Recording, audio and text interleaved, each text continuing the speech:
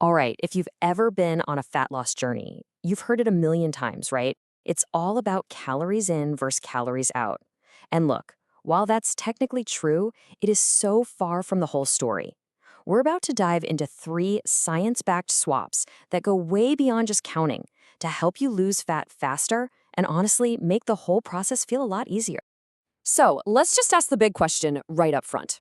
Is it really just about the numbers? As long as you're in a calorie deficit, you're going to lose weight. End of story, right?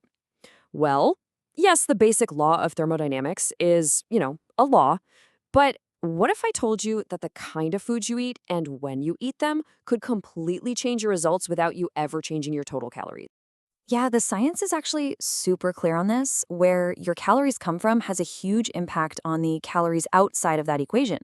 Your body just doesn't treat all food the same way.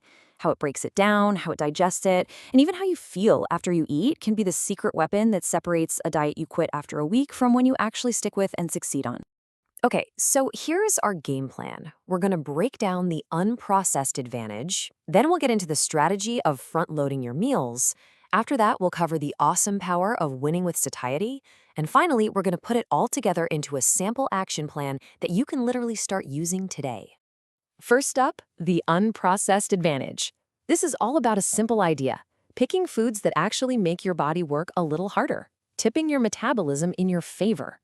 Think simple swaps like oats instead of a sugary cereal or whole grain bread instead of that fluffy white bread. So the science behind this is something called the thermic effect of food, or TEF for short. The best way to think about it is like a metabolic tax on everything you eat. Your body has to spend energy to break down food, and it turns out some foods have a way higher tax rate. Why? Well, because the complex fibers and proteins in whole foods, they just take more work, more energy for your body to unlock. And you want to see this in action? There was this incredible sandwich study. Researchers gave two groups of people sandwiches with the exact same calories and protein. The only difference, one was made with whole grain bread and real cheese, the other with processed white bread and processed cheese. The result was just, wow. The processed sandwich had a 50% lower thermic effect. That means your body literally burned half the calories just breaking it down. Okay, so what does that actually mean for you over time? Well, get this. Another study that lasted 6 weeks found that the group eating less processed whole grain foods burned an extra 100 calories a day on average. And that's compared to a group eating refined grains, even when their total calories, protein, carbs, and fats were all identical. I know. An extra 100 calories a day, it might not sound like a huge game changer, right? But think about it like this. That's basically the same as jogging an extra mile every single day, just by making a smarter choice at lunch. You do that for a few months, and that adds up to some serious, almost effortless fat loss. All right, let's jump into our second swap, because this builds on the first one perfectly. We've talked about what you eat. Now let's talk about when you eat. It turns out how you spread your calories across the day can have a massive effect on your success. You know the debate, right? Should you have a huge breakfast to kickstart your day, or should you save all those calories for a big, satisfying dinner when the cravings really hit? Well, when it comes to fat loss, a ton of research is pointing to a very, very clear winner. So let's just paint a picture here. On one hand, you've got a front-heavy day where your biggest meal is breakfast. And on the other, a back-heavy day where you save most of your calories for the evening.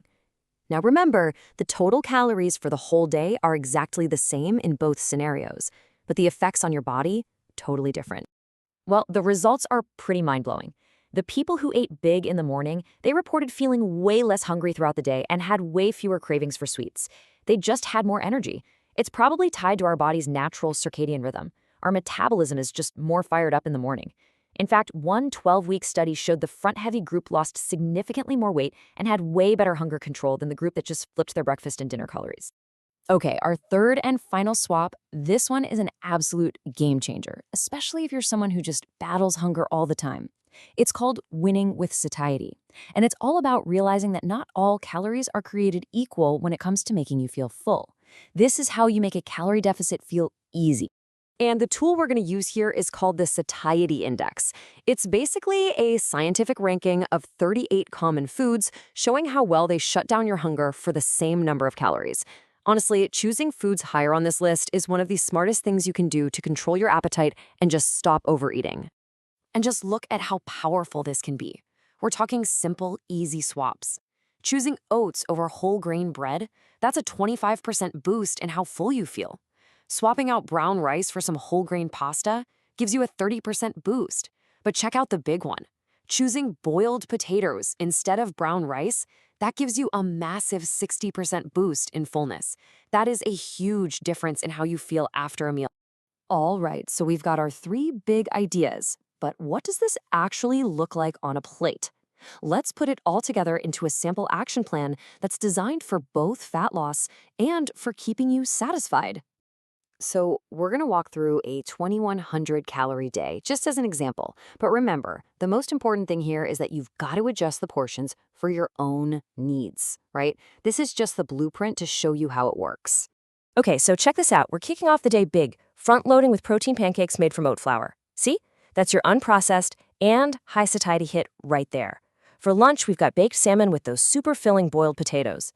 Dinner is lighter, baked chicken and roasted veggies. And for those evening cravings, a high-protein Greek yogurt parfait is the perfect fix. Okay, now look, after all these cool swaps and tricks, we have to bring it back to reality for a second.